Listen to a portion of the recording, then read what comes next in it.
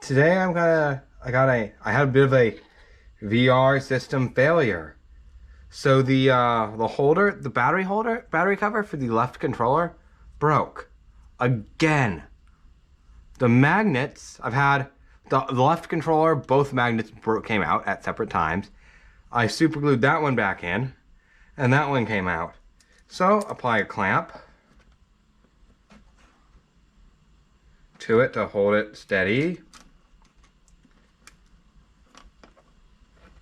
Okay, you apply a different clamp to hold it steady in an upright position. Apply a drop of super glue.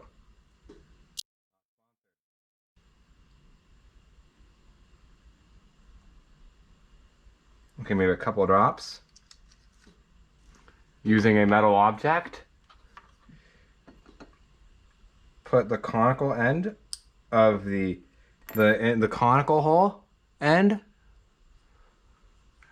You can see that end has a conical hole. You want that one out. So put that on the side towards the screwdriver. You want the flat end to go in.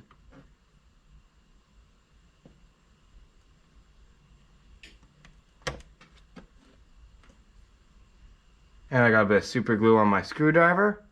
I'm going to hang it back up. And that's it.